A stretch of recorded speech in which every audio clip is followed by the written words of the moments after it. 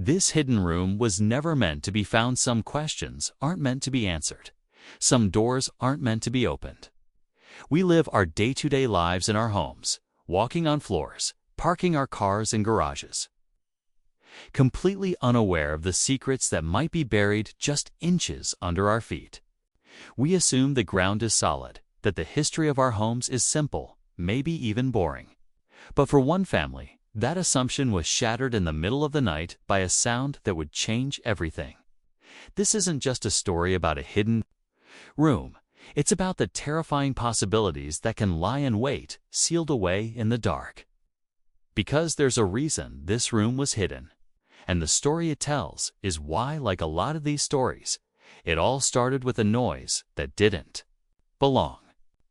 In the deep, quiet hours of a January morning in 2018, around 4 o'clock, a loud bang echoed through a house in Idaho Falls.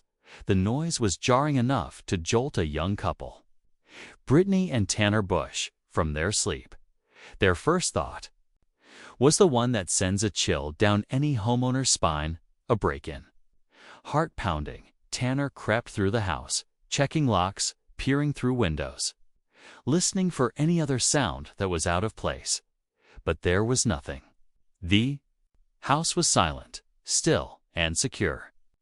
Confused, but finding no explanation, they chalked it up to the mysterious groans old houses sometimes make and went back to bed.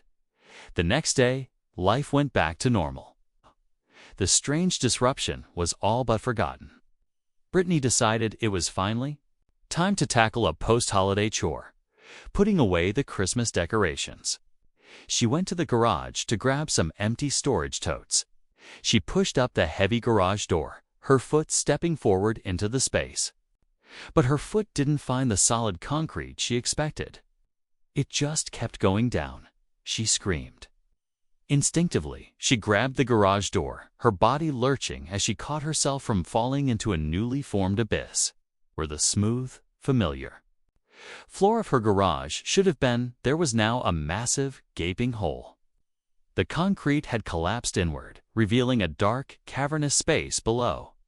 Their belongings stored in that part of the garage, tool chests, boxes, outdoor equipment, had all crashed down into the darkness. Her husband rushed to the sound of her screams. Together, they stared in utter disbelief at the wreckage. This was no simple sinkhole. As their eyes adjusted to the dim light, they could make out shapes and structures inside the hole. There were shelves, wooden, dusty shelves still attached to a wall down in the pit. And on those shelves, peeking through the debris of their own fallen belongings, were other items. Things that did not belong to them. Children's toys, a woman's handbag, and the glint of old glass bottles. It was then that the terrifying truth began to dawn on them. The loud bang in the night wasn't an intruder. It was the house itself, giving up a secret it had held for decades. Underneath their garage was a room that, until that very moment, they never knew existed. A room that, according to city and county records, simply was not there. The immediate shock gave way to a flood of questions. What was this place? Why was it built? And, more importantly, why was it hidden?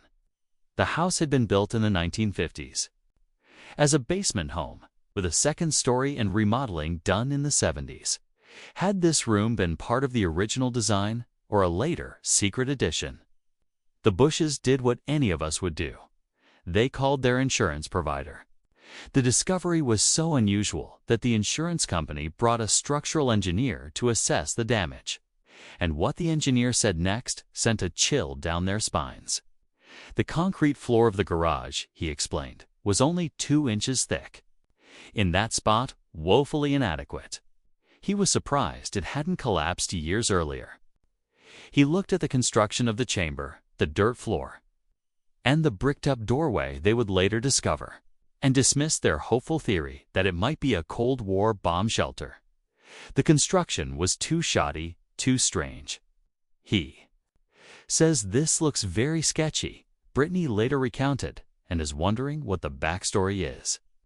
The engineer noted there could be even more hidden spaces, maybe a second room connected to the first.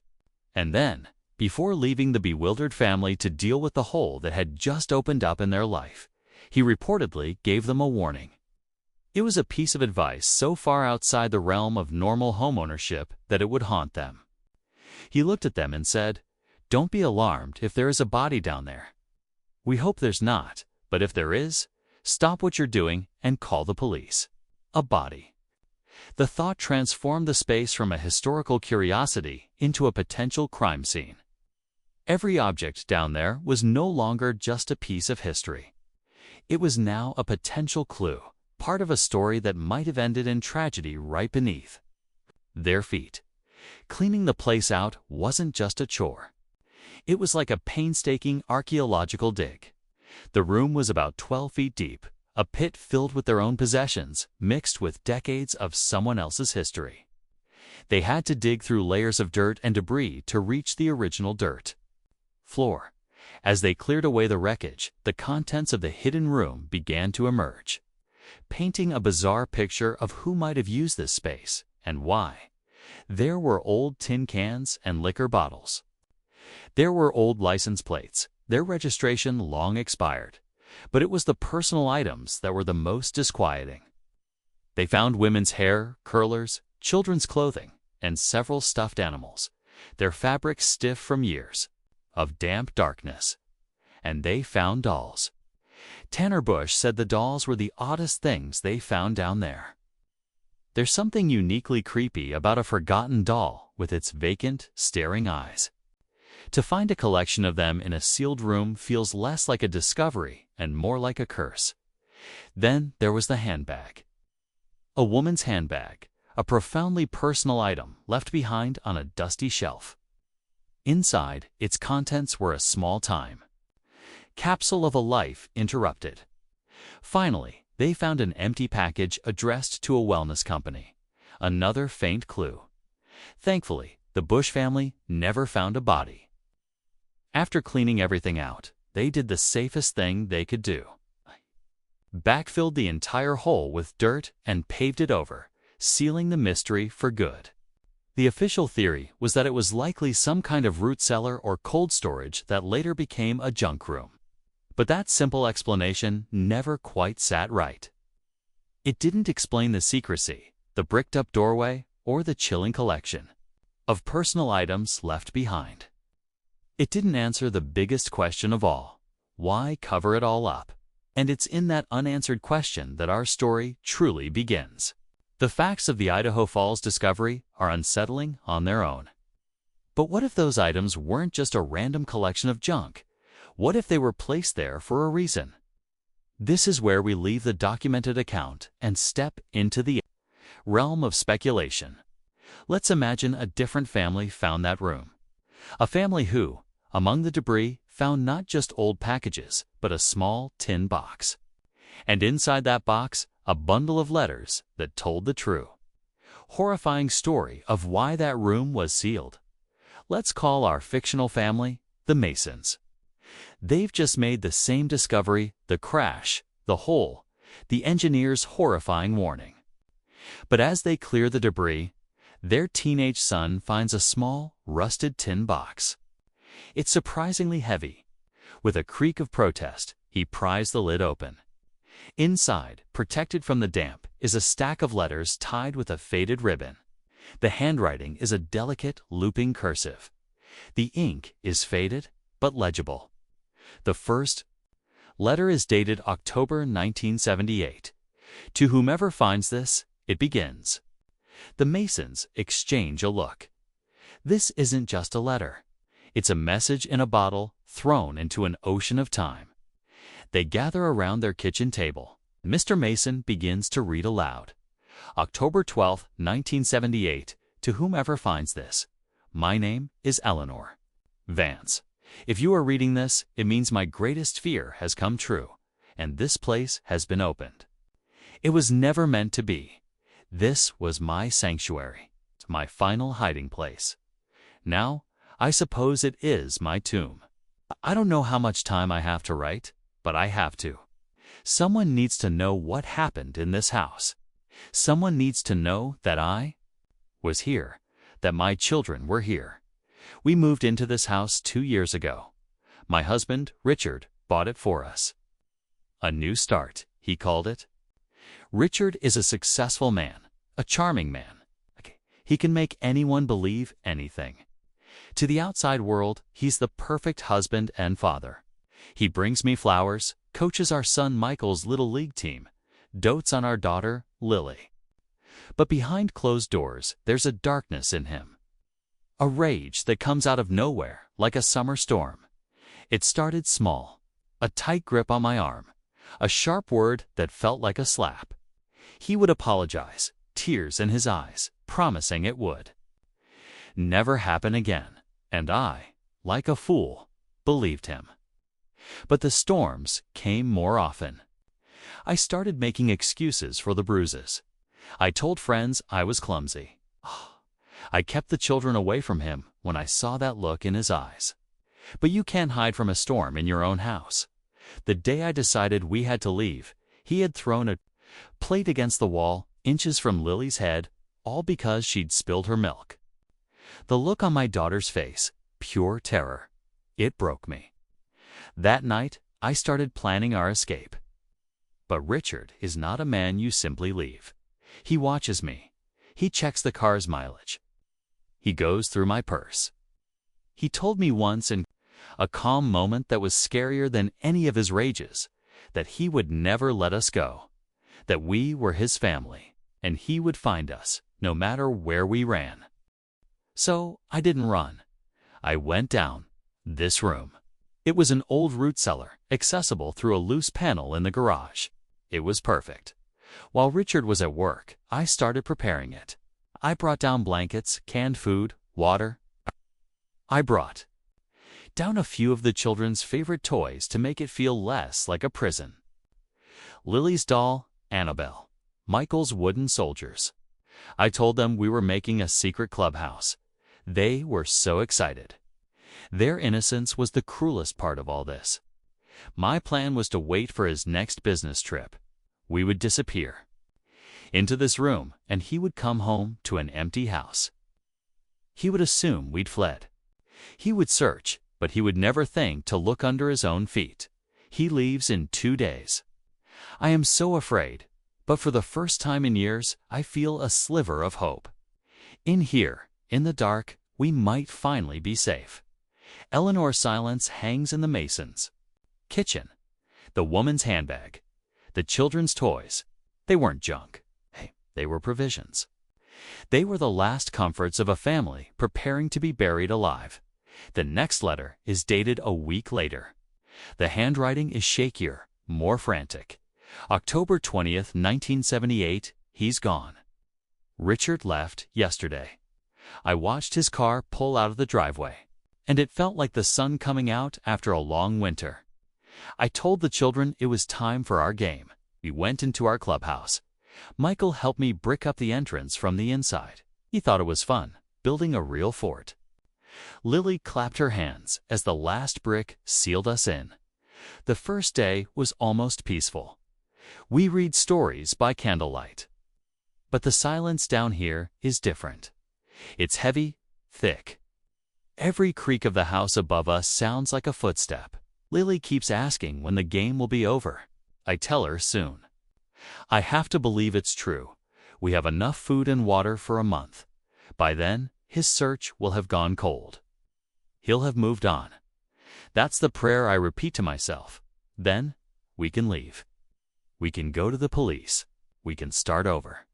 But last night, I heard a car in the driveway.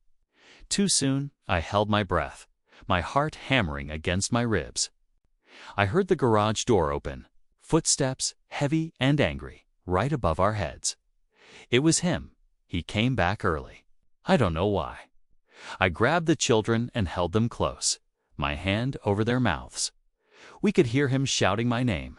The sound was muffled, but the rage was clear. He was stomping, throwing things. He was right there. We are trapped. My sanctuary has become my cage, and the monster is pacing just outside the bars. Eleanor, the Masons are completely captivated, caught. in a horror story from 50 years ago. There are several more letters, short, frantic entries detailing their life underground. They describe the dwindling supplies, the children's growing fear, the constant sounds from above. Richard, it seems, never laughed. One letter, written in the dark, is barely legible. November 5th, 1978, the food is almost gone. The candles are running out. We live in darkness now. The children cry. Michael keeps asking what we did wrong. Lily has a cough that won't go away. The dampness is in our bones. I hear him talking to himself sometimes, pacing. Sometimes he cries. He calls our names, begging us to come home. He says he's sorry. It's the most terrifying sound I've ever heard. Last week, the police came. I heard their voices through the floorboards. He played the part of the grieving husband perfectly. He told them I'd run away. He wept. They believed him.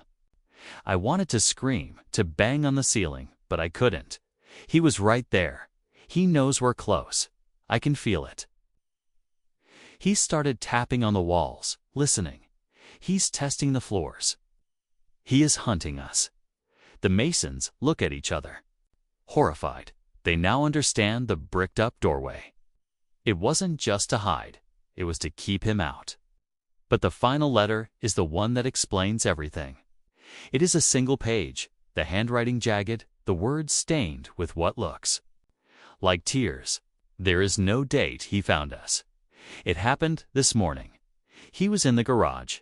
It was quiet for a long time. Then I heard a new sound. A tapping, methodical, rhythmic. He was using a hammer, testing the concrete. Tap, tap, tap. Then a different sound, a hollow sound. Right over us, he stopped. The silence that followed was the end of the world. I knew our time was up. I gathered Michael and Lily into the farthest corner of this wretched room. I told them I loved them. I told them to close their eyes, that the game was almost over. They were so cold. Then came the noise. A terrible, deafening crack. He was using a sledgehammer. The concrete above us splintered. Dust rained down. A sliver of light cut through the darkness, and then more. He was breaking through. I see his face now peering through the hole. His eyes are not filled with rage. They are filled with a triumphant, terrible love. He is smiling. He found his family. He is lowering a ladder. This will be my last entry. I will hide this box in the dirt, in the faint hope that one day someone will know that we did not just vanish. We fought. We tried to survive. Do not judge me for what I am about to do. I cannot let him take my children. I cannot let them suffer what he has planned. There is a small canister of lantern fuel left. The air down here is stale. A fire will be quick. He is coming down the ladder now. He is calling my name. He says we are going to be a family again. Forever remember us. Conclusion: the story of Eleanor. Vance is a work of fiction, of course. The Masons are not real, but their imagined story gives a voice to the chilling possibilities that the real discovery presents. It explores the what if. What if the dolls weren't just discarded toys, but the last playthings of terrified children? What if the handbag wasn't forgotten, but the last possession of a woman on the run? The real-life Idaho Falls case had no such letter. No definitive, horrifying conclusion. The Bush family was left with a bizarre collection of junk and an unanswered question. They wisely chose to seal the hole and move on, leaving the mystery buried. No evidence of foul play was ever found, but the discovery that inspired this story is entirely real. A family in Idaho really was awakened by a crash to find a secret room under their garage. A room filled with children's toys and a woman's handbag. An engineer really did warn them that they might find a body. And the question of why it was all sealed up remains unanswered to this day. It makes you wonder, what would you do? If you found a secret chamber in your own home, would you explore it or seal it back up? Let me know your thoughts in the comments below. And if you're a fan of stories that explore the mysteries hidden just out of sight, be sure to like and subscribe. You never know what we'll uncover next.